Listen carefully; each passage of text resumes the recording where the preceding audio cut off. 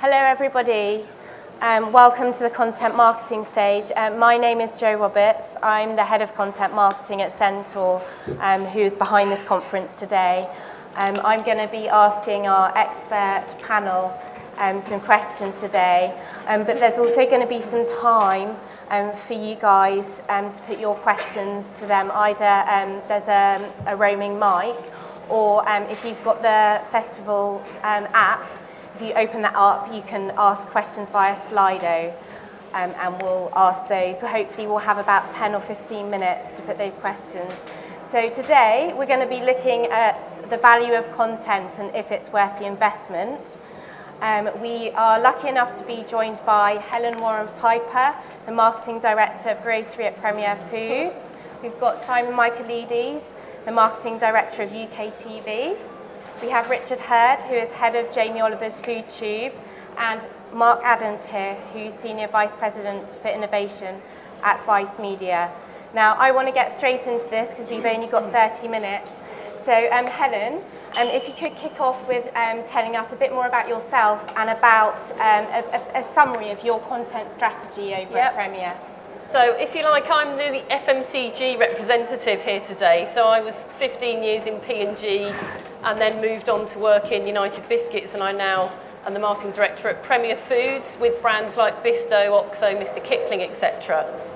I think content for FMCG is quite difficult because at the end of the day, a lot of our products are fundamentally used to make a spag bol. So consumers aren't going online to say, I'm going to look for some interesting, relevant, engaging content on some of our brands. So what's our strategy? Well, we are doing it in a measured way. So fundamentally, we're here to sell more boxes. So we measure the ROI very carefully with econometric data, which means that really going forwards, all we do, we know that it's got a good ROI, and therefore we will use those media channels. It always has to enhance the brand, the long-term brand purpose. So always build on the brand benefit, which means that in reality, we're probably doing content in a big way on about 3 of our brands, and we've really reduced it quite significantly on a lot of the other brands. Thank you, Helen. Simon? Good afternoon, everyone. My name is Simon Michaelides, Marketing Director of UKTV. I know Helen. We began life together in Procter & Gamble, so I've got some FMCG blood running through me. But I eventually deserted FMCG after about 15 years and came into television.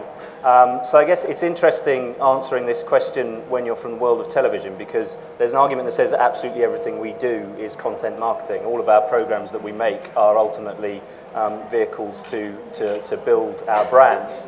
But I think in the more traditional sense, for us, our content marketing strategy is about trying to bring our brands to life beyond the television screen, your main television screen, and take them out into the wider world and keep them top of mind, because we're in such a competitive environment where still the media environment fragments. So for us, content marketing in the more traditional sense, it's about keeping our brands top of mind and helping to strengthen those channel brands as a destination in your consideration set. Thank you. Richard, do you want to keep it brief? Hi, I'm Rich. I am head of Food Tube for Jamie Oliver, and that is his YouTube channel that we started 3 years ago. We now have just under 2 million subscribers. We've got 22 channels in our network, so we're quite a small collection of foodie friends. And we generate roughly about sort of 15 million views a month on our network. So we're creating content. We're uploading lots of content every week. We have 8 pieces of content that we put out across our own channels, and it's great. And it's this new world. I'm from TV background, 15 years in the TV, so I've moved across to this new digital world, and it's great. And we're working with lots more brands. I'm not a marketeer, but I do lots of these sorts of events to rooms full of blank faces of looking at us about what we're trying to do. The likes of Vice here will explain it more. They're the shakers. They're the ones that are shaking it all up a bit. Mark? I'll pay you for that later, mate. Thanks a lot. I should probably tell you now that you're going to get it raw and uncut from me because I'm massively hungover today, which says the guy from Vice, obviously, even if he's not. No, but so Vice, our newest move is we've just launched a TV station, or we're about to launch a TV station. That announcement came last week. Does it sound really metallic to you out there? Like, I sound like I'm one of the Transformers. Thank you, everyone's like, yeah. You know, Vice started 21 years ago. Everyone's always like, oh, Vice is one of the most interesting startups. I'm like, well, it depends. I mean, how long you define a startup to have existed for, but it's 21 years old, and actually it was like a pretty dismal business until about 2007, when the guys went over to Iraq and made a film about a heavy metal band in Baghdad. And so suddenly all the stats and all the kind of the impersonal maps and charts and graphs about the Iraq war suddenly became this story about 4 kids trying to make heavy metal music in exactly the same way as lots of silly kids here and in the US and everywhere else in Europe do. And young people suddenly they kind of saw a kind of human side to this war for the first time. And it really melted the internet and did an incredible job. And the director on that was Spike Jonze, who went on to make Her and Being John Malkovich and stuff. And pleasure to say he's now our creative director for our TV station. So we were out last night. Anyway, why am I telling you this? Basically, Vice is mainly an online media platform. We have 11 channels within our mix. So everything that our investors and everyone else tells us we can't do, we just go and do. So, you know, we looked at the WH Smith lineup of like women's titles recently, and we were like, there's probably a good couple of thousand women's magazines. So we were like, well, we're going to go into that space. Everyone was like, you can't go into that space. We were like, well, we think women think about more than just beauty tips, salacious celebrity gossip, and kind of sex positions. So why don't we create a new channel called Broadly, which talks about politics and science and art and amazing things. And guess what? Women actually are deeper than that, and they do really like that. And that's been our most successful launch to date. And we just keep doing that in parts of media that are very deeply undernourished, and we just go in and kind of disrupt them, I guess. Thank you, Mark. Helen, I want to come to you. You spoke about how, you know, content marketing can be pretty tricky for brands that you work for. So I wondered if you could maybe explain what good content marketing looks like at Premier Foods. Yes, yeah. So just briefly to give you an example, the Bisto brand is probably our best example of where we've got a really nice integrated campaign with a lot of content in it. So that's a brand in the last 52 weeks has grown 5% value, 8% volume, and we're always obviously looking at what results that we've got. The brand has always been about bringing people together around a table for a family meal. And through the 80s and 90s, we just had TV advertising. So that was the pledge campaign, which was I pledged to get home, spend the evening with my family eating a meal. So our job is to take that fundamental brand belief and evolve that to the modern audience. And so we've got this fantastic opportunity with content to drive high reach and awareness of the fundamental brand positioning to everybody in the UK, but then to drive the engagement and the depth of message by using content. So what we did a year ago is we developed a program called the Bisto Together Project, and it started off just simply going to consumers and saying, tell us about people you've been separated from and who you'd like to be brought together with. And we had an amazing response because we obviously did this through a number of digital platforms, through Facebook and through a microsite. So consumers came to us and said, I've been separated from my sister, or you know, I used to work in a mining community and we haven't seen each other for 15 years. We then went and made films of bringing all these people together over a Bisto meal. So it's got the richness of being authentic and real, which I think is something really important about content. We filmed all of that, and obviously some of it, which is the lead part of it, went into 30-second advertising on TV, which we ran right the way through the cold season last year. But then what we also did was we then used, obviously YouTube, but then Facebook, to enhance the campaign and drive much deeper engagement with consumers. And we've had a fantastic response on that as we've evolved it forward this year, because we've now built in a CSR partner as well, which is Contact the Elderly. So that's put another leg to the campaign and has also given us more richness and engagement for the brand overall. And I'll talk a bit later about some of the econometric results that we've had on that, because we feel that it's really enhanced the campaign over and above what you would get if you simply just put those messages out there on TV. So thank you, Helen. Simon, what about you?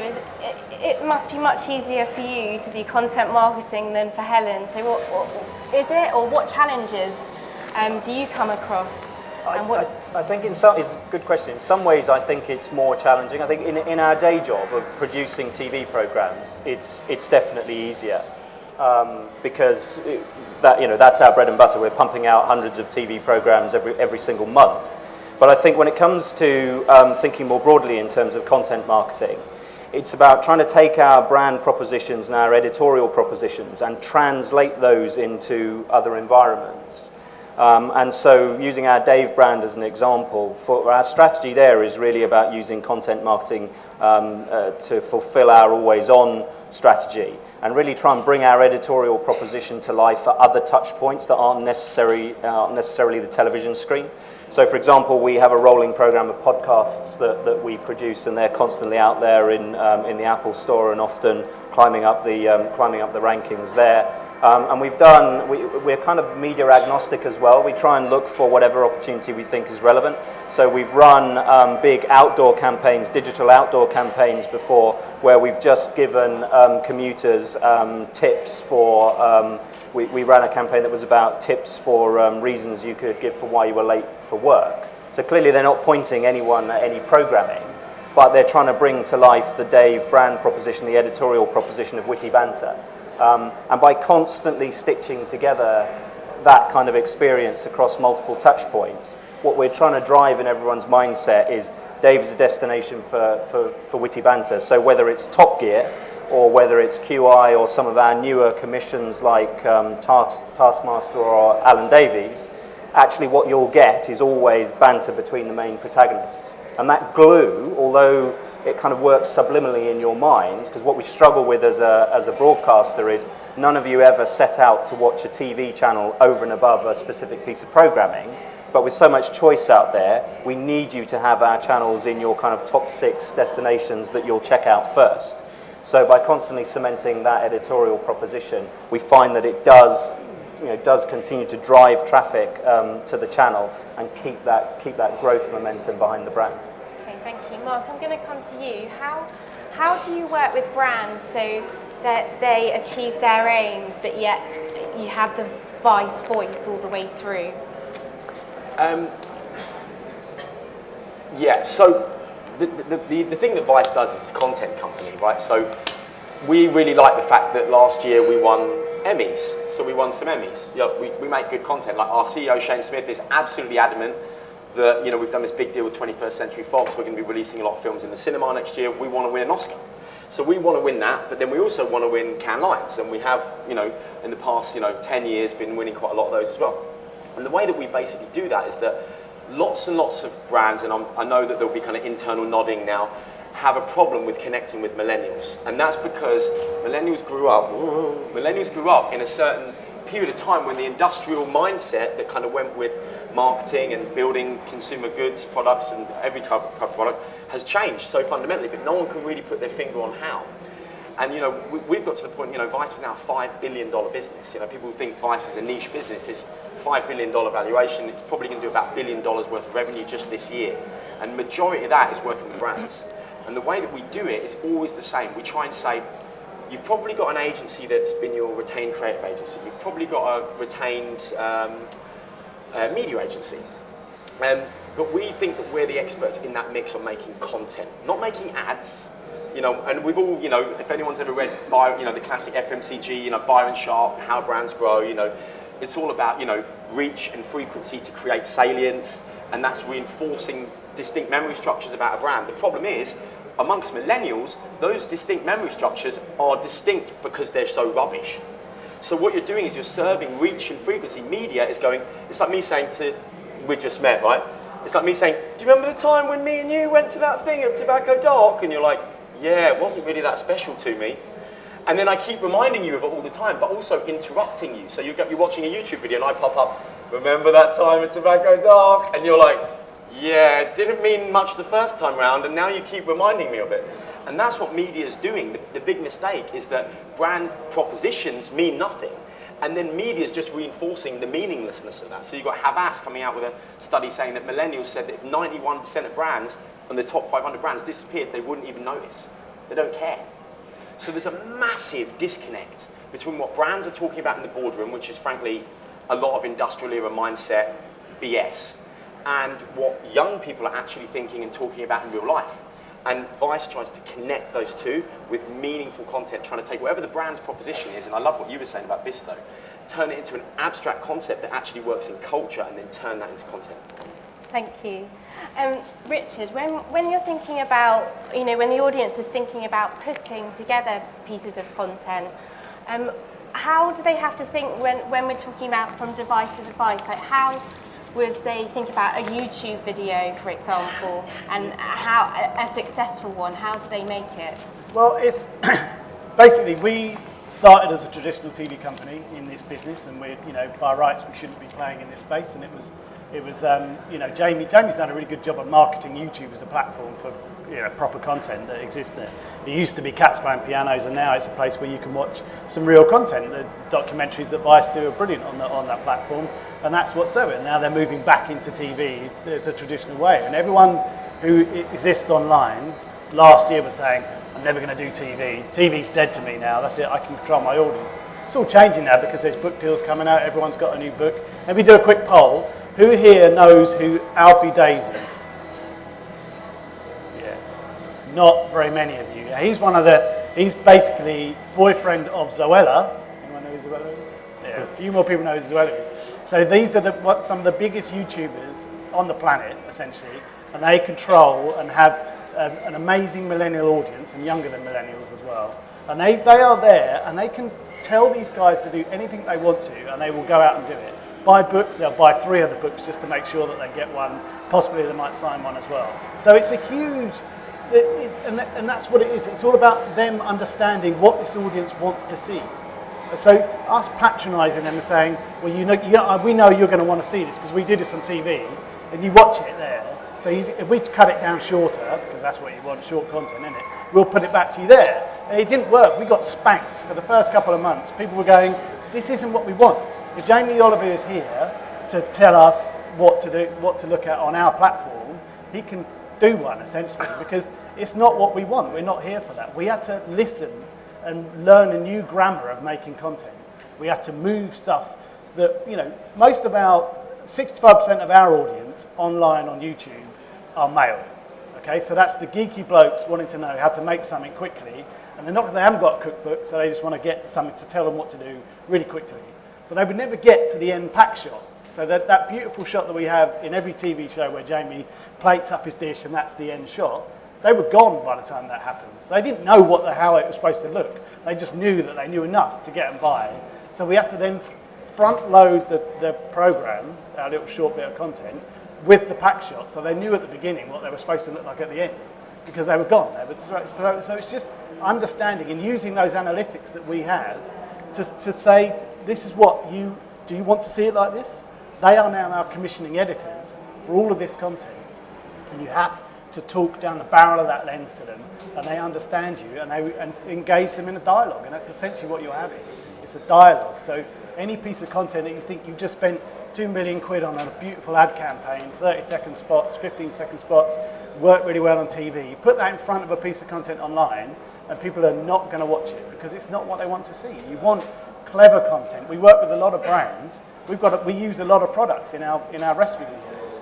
Perfect. We'll show you that brand being used really well in an amazing dish. So it's like a full advertorial essentially, and that's how we can give people back the content that they want, and they understand. They look to us and they say, "Thank you, Brand X, for allowing us to have another bit of content from our favourite creator." And that's when you sort of win the game with this new audience, with these new millennials.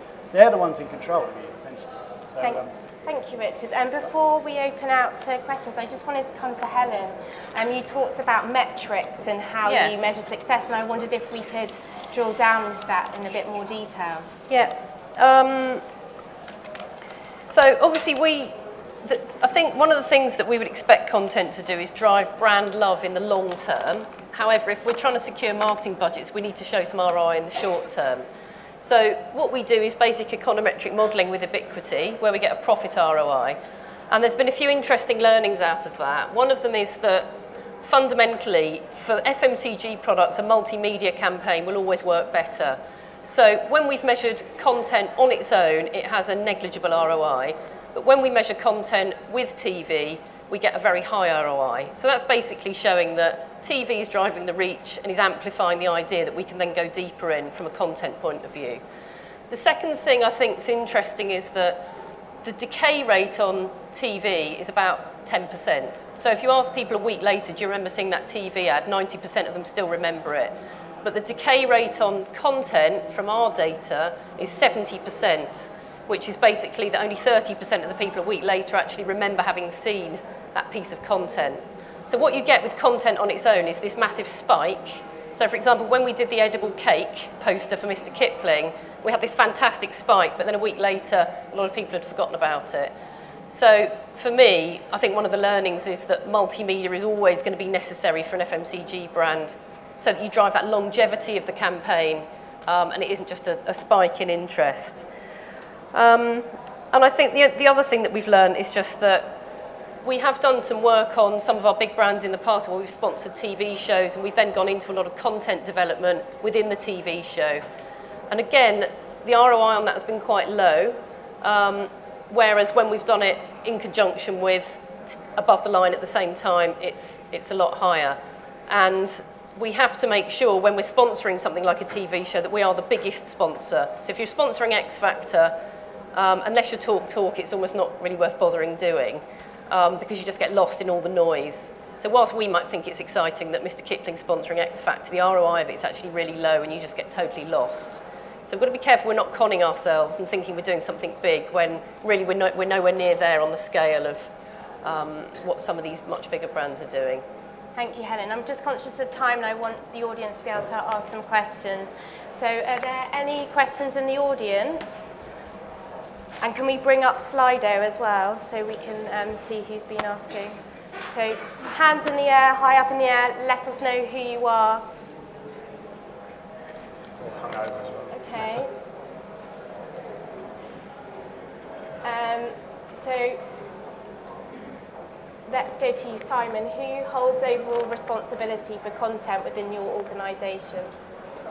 So it depends. So if it's on the TV screen and it's something that we broadcast, then it's our controller, it's our head of programming.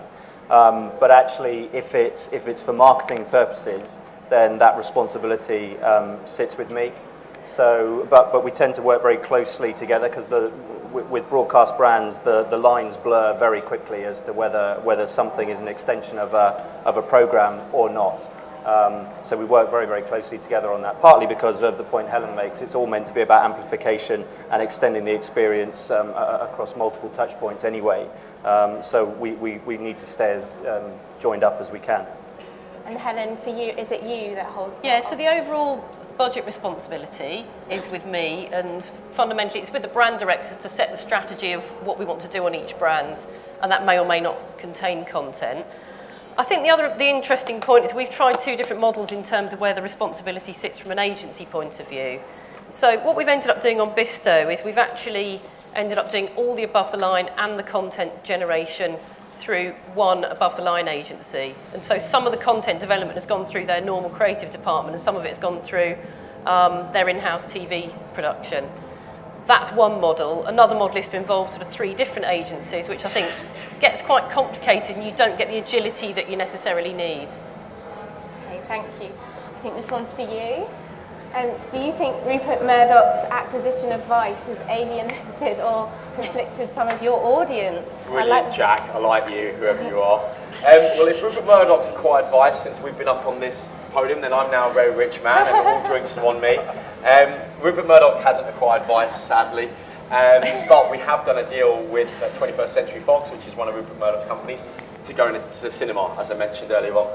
So, whichever your politics on that are, and I'll leave you to imagine mine as an ex-human rights lawyer, the truth of the matter is you've got to go with the A players if you want to go into cinema, and we want to go into cinema. I mentioned we want to be launching big films in cinema. You've got to go with one of the guys, it's one of them or someone else, and we went with them. So it's actually been quite an interesting relationship, that, because as I said, it's allowed us to position ourselves in culture in that way that I think, you know, what the problem with Vice is you go into one room of young people and everyone's like, Vice, my God, I love you guys. You go into another room, literally 3 years, 5 years age gap, and everyone's like, I've heard of Vice, but remind me again. And it's not necessarily a bad thing, but it's really that clearly delineated. I think one of our things that we'd like to do is we'd like to kind of make Vice something that everybody has to know about. Because I think what we're trying to do is give a good solid kicking to an ecosystem that's been so deeply undernourishing for so long. I think to your point, Rich, people make. Vice sits right in that middle of that tension between new media and old media.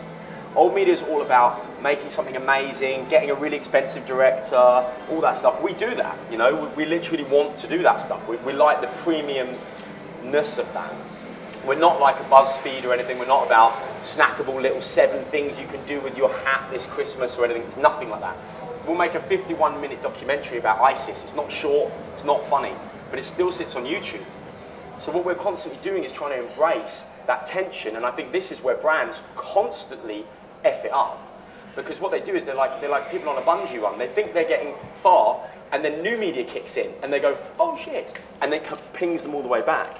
And so what do brands have got this broadcast mentality where they're like, we're going to make this amazing, even look at John Lewis, right? Amazing $7 million thing. It's incredible. I love it. I think it's incredible. But that can't stop new media from biting on it at a certain point, and now the parody videos have started. And so now the conversation around the pub table is, forget that. Have you seen the parody video? So what brands are constantly doing is not having the self-awareness to realize that we're now 2.5 billion people connected on this new thing called network economics, which is essentially Facebook, Twitter, etc. 2.5 billion people is a game changer. So if you want to make premium content, the definition of premium content needs to have an aura of respectability within social platforms as well. Otherwise, it's going to get its ass handed to it. And that's what constantly happens. Brands constantly put broadcast-style messaging out, and then new media kicks in and just tears it to shreds. And I think Vice sits nicely in that tension, understanding a little bit of the kind of street dynamic of how you get by in social, but also the premium quality of how you make amazing stuff. Well, or some of the old-fashioned brands can actually amplify it. So after the John Lewis advertising came out last week, because we have this connection with Contact the Elderly with Bisto, this weekend we put a tactical post out there saying, Bisto believes that it's really sad that old people are on their own. A third of old people in the UK are on their own on a Sunday, and that's why we've put this connection together and called Spare Chair Sunday.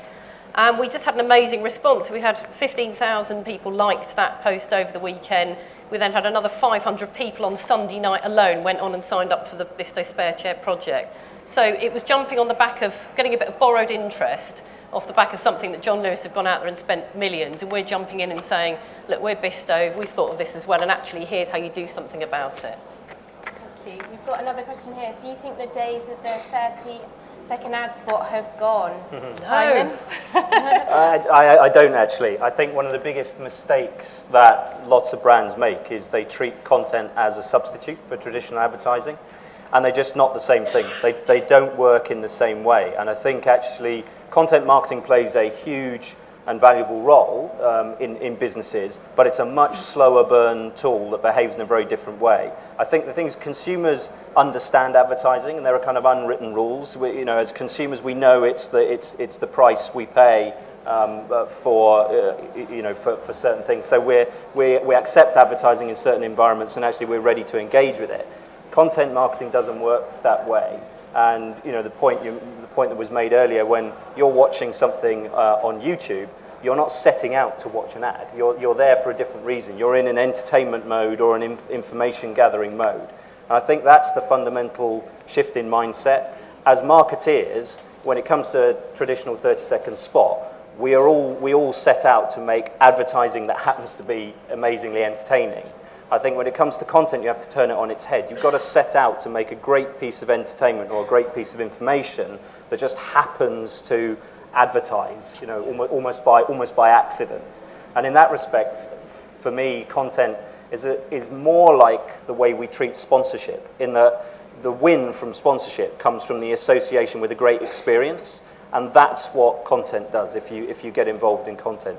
So I think if you're looking to swing your budget from advertising into content and crank that lever just as one element in a mix in your marketing plan, then you'll fail. It's a very long-term commitment, and if you get into content, you've got to sign up for the long haul. And it's a completely separate investment stream. It won't substitute your advertising. But that's where, the John Lewis ad made for TV, you watch it, you engage with it, and it's, oh, brilliant, premiere of the new John Lewis ad in the ad run. But that piece of content is being shared on social media and digital, and it's being forced out more and more and more, and it's going to have a wider reach than it ever did from the times that it's on TV, and that's all free and engage, people engaging with that content, making parodies of it. If you can engage them and harness that, this is a platform, and all these platforms are places where individuals and young creators can make content that is actually going to be much cleverer, much more in the face of what they're talking to. But if you can harness those guys, then that's when you're going to start to make sense. But you do need that 30-second spot ad to get that sort of, the armchair guys that are there, which is still a big chunk of the audience, and the largest chunk of the audience, are the ones that really aren't online and aren't engaging with all that stuff anyway. So. Okay, thank you. Are there any questions in the audience? Stick your hand in the air, and we've got a mic here. Any questions from the audience? Can we go over there?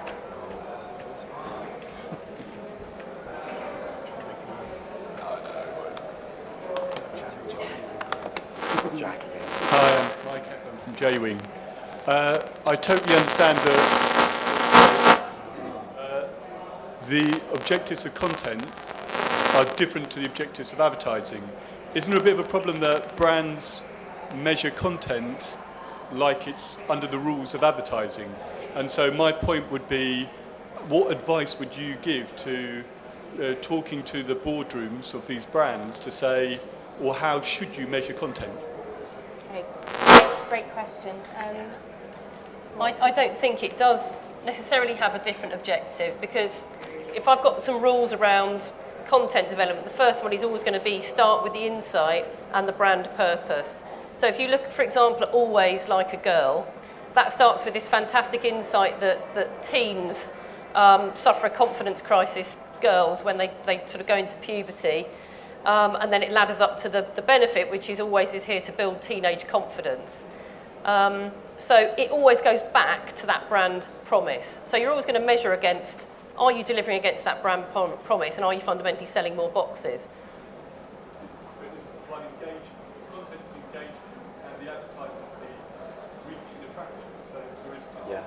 Yeah. So there might be some specific consumer measures, but in terms of what you get for your money, I think basic ROI is still a very relevant measure, and is the one that the boardroom's going to be the most interested in. And then I would also look at the brand power and premium scores that we're getting in the category. So if we look at the flavourings and seasonings category, Bisto is by far and away the brand that is the most loved in the UK versus Knorr, Oxo and all the other brands there. Part of that is delivered by just pure awareness at a reach level, but a lot of it is the depth of engagement that we're now getting on the brand, which comes from other media vehicles. But I think it's the sum of the whole thing playing different roles. I think as well it's about the careful management of stakeholder expectations and the time frames and the KPIs that you build around it. Because I agree with Helen that the objective isn't necessarily different, but it's just making sure that all the stakeholders understand the relative roles that advertising or content plays. So, on our Dave channel, for example, everyone knows the running gags about, Dave's just wall-to-wall repeats. Even the shows themselves, crack jokes. Have I got news for you? And Top Gear constantly cracking jokes on screen about, if you're watching this in X year, you're probably watching it on Dave. But we've had a kind of 6-year investment strategy now in making our own programming. And if we'd measured it simply on our overnight viewing figures, we would have given up making our own programs years ago. But that wasn't the key metric. We knew that we were doing it to try and shift perceptions of the channel, and that was going to take a long, long time. And actually, it took about 5 years before we started to shrug off that perception that Dave was just repeats. And now, actually, some of our highest rating programs are our original commissions, and a couple of them have won awards. We won an Emmy for Red Dwarf. So, it's only starting to pay back now, but you've got to really carefully manage the stakeholder expectations around that. Thank you so much. Unfortunately, we have run out of time, so please give a great round of applause to our lovely panelists. Thank you.